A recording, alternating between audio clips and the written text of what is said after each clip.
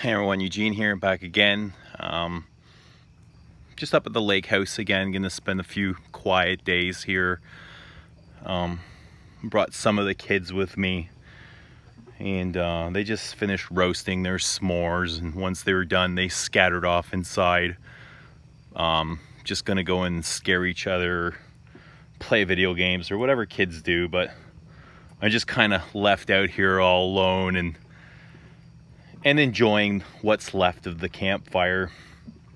And it's nice and peaceful.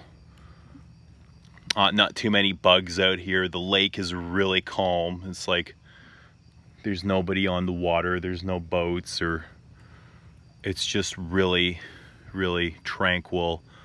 And I thought I'd come on and share some things with you guys, fragrance wise, of course. Maybe I'll get a little bit personal, and I just kind of wanted to share my journey, since this is a fragrance channel and we're all kind of obsessed with talking about fragrances. But thinking back to like the first perfumes that I've ever had, I think my mom had a large part to do with me being so deep into fragrances. Like, she wasn't obsessed as, you know, at the level that I'm at. She enjoyed perfumes and she purchased them from time to time, but nowhere near like where I'm at. And I remember from a young age she was buying me perfumes, and the first one being Polo. I don't remember which Polo it was. Man, there was Polo and Hugo Boss. I know Polo was the green bottle with the gold cap. The Hugo Boss, I don't remember which one it was, but they were both very... The Polo was very masculine. It was the Polo green. It's the Hugo Boss, I don't remember. It was a Hugo Boss square bottle for men. It was kind of clear glass. I don't remember too much about those. I must have been really young, but once I started getting into, you know, grade 8 in high school, she was purchasing me kind of like the CK Escape and Obsession and some things from that brand. And I remember those more than the Polo and the Hugo Boss. I must have been a lot younger for those, but the Escape, I remember it being really fresh and clean and that kind of thing. But the Obsession was much heavier and darker, and at the time it kind of, I don't want to say scared me off, but it kind of rubbed me the wrong way, just because it was a little bit more, there was more oomph and power to it. And I'll tell a personal story. I was out with a girl once, and things got like, we were kissing and stuff, and things got a little bit heated up in her dad's Suburban. And I remember I was wearing Obsession for my date, and just the way, you know, my temperature rose, the CK Obsession just became alive on me. Like, at the time I didn't really know that perfumes can do such a thing, and more so the actual kiss. When I think of CK Obsession, when somebody mentions Obsession, what comes to mind is how animalic it became on me, and just how strong and alive, and it kind of took over the moment for me. It seized like that memory, and it still wasn't really enough to pull me into perfumes. It just, you know, that was way before my obsession became, but it's just something that I always remember. And the thing that really pulled me in, like in my journey, that started me all with this was actually Bleu de Chanel. I took the day off of work, and I was out with my wife, and we went for lunch, and then we went to the mall just to walk around. I think we had some time to kill before we went to go pick up the children from school. And as we were like entering the department store, we were greeted with thirsty sales assistants, and they were just like hosing us down in random generic department store fragrances. And I remember one was Versace Pour Homme. the other was Bleu de Chanel, and there was a third, I can't remember right now, but Bleu de Chanel really stuck out, like, in a weird way. I remember smelling it on my skin. It was stronger than the others. It lasted long. It smelled different. It was kind of an awkward smell to me. Didn't really smell natural, and I was really curious, like, what is perfume? What is fragrance? What is this supposed to smell like? What is this supposed to do? And I just, you know, on the spot, I got this sudden urge to Google Bleu de Chanel, what does it smell like? Because I just couldn't figure out, like, I just remember it being balmy and musky and kind of thick. And I from there, I kind of found Fragrantica and base notes and YouTube, and, you know, one thing kind of led to another. So I read all the reviews on Fragrantica and base notes, and things kind of started to make a little bit more sense to me. Like, but I still, you know, all this time I always thought perfumes were just like some kind of random generic smell.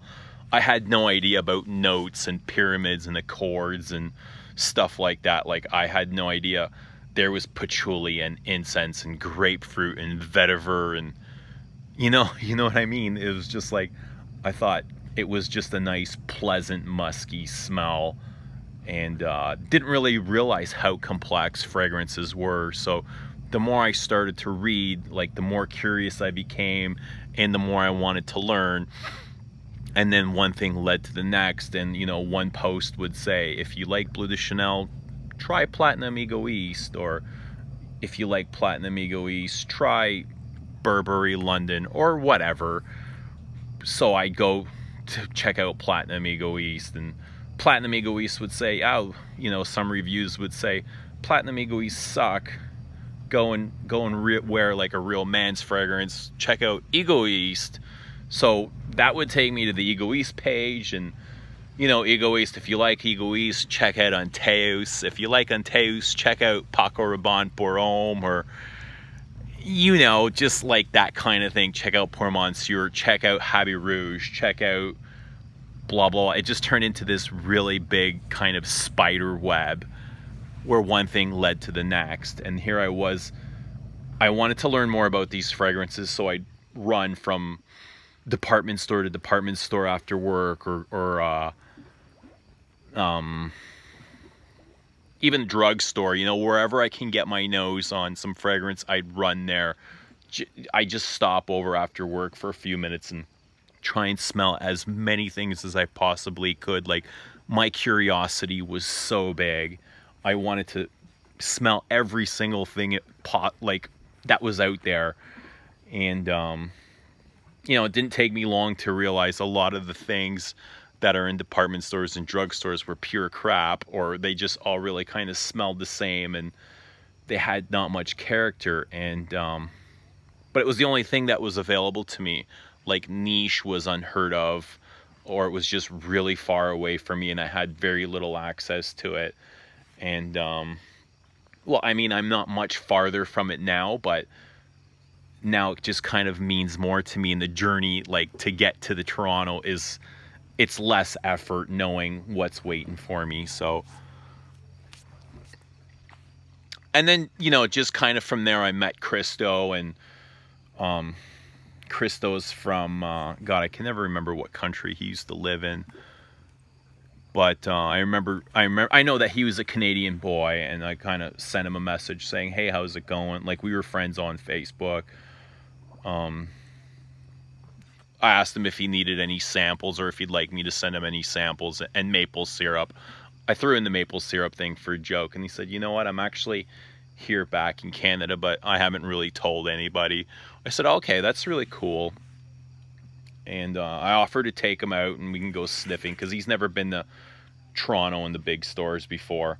Well, I was there quite frequent, and I offered to take him out, and we kind of met up, and we went out, and our, you know, my journey kind of changed like once again once I met him. So we discovered a lot of new things together. But I think it was even with him where I discovered Guerlain.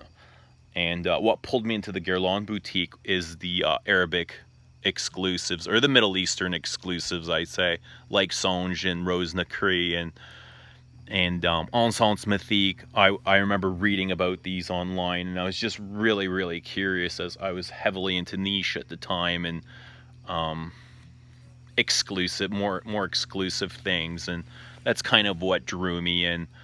So when I got to the boutique, I remember the sales assistant, I didn't buy anything that day, but she was really, really generous, and gave me a lot of samples of the Middle Easterns and stuff like that. And then just kind of from getting to know the Middle Easterns, I became interested in the classics, the Guerlain classics.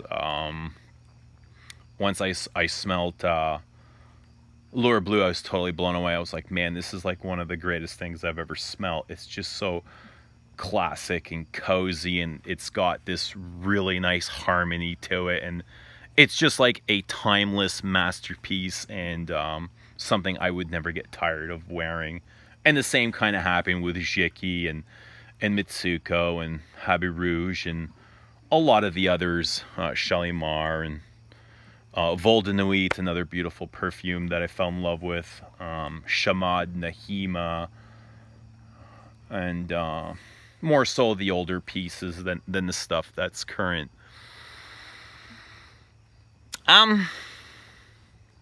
So I mean, a lot of the things that Guerlain is putting out now doesn't really hold my interest much. So, and I've collected pretty much everything I've wanted from the brand, you know, up until now. And again, I kind of see my journey is taking a different turn. Kind of went from designers to niche to studying Guerlain for a whole long time, and now I'm not really sure where I'm going, but I think I'm really interested in perfumes marketed towards women, because I really like florals, and I love leathers and just those kind of pieces right now. I really like what Hermes is doing. I like what Cartier is doing for designer brands. As far as niche goes, I think I'm holding back from niche. There's not a whole lot out there that really pulls me. As far as things that I don't have, like MFK to me is like, it's semi-interesting. I don't love everything. I do really enjoy Frederic Malle. I always have, from, you know, the second I've discovered Frederic Malle up until now.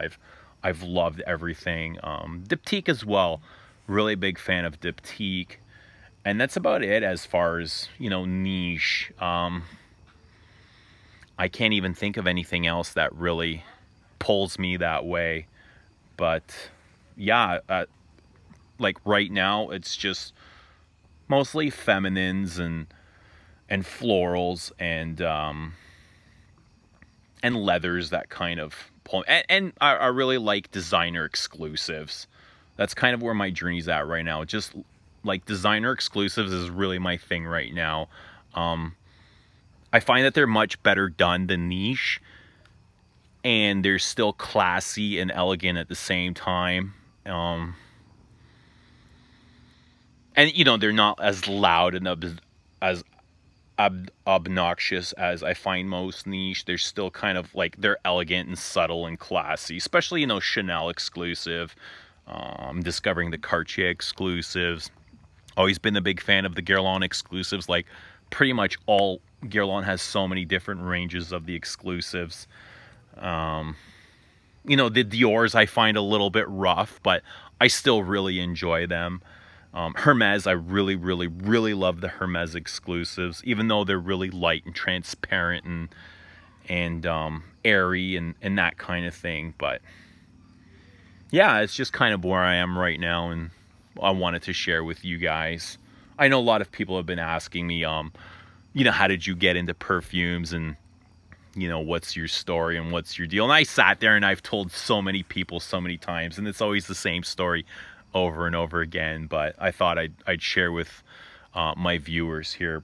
Anyway, you know, as the story goes, I love reading your comments and I love connecting and sharing with my viewers. So I'd love to know how you guys all got involved in perfumes and how your passion started and where you're at in your journey. Because we're all at different places, you know, at different times. And, you know, one day we love something and, you know, a couple months or a couple weeks later, it's that stuff's kind of left in the dust and you're off to the next thing. But, you know, anyway, yeah, I do look forward to hearing from you guys, and we'll see you in the comments. Anyway, thanks for watching if you're still here, and we'll talk again soon.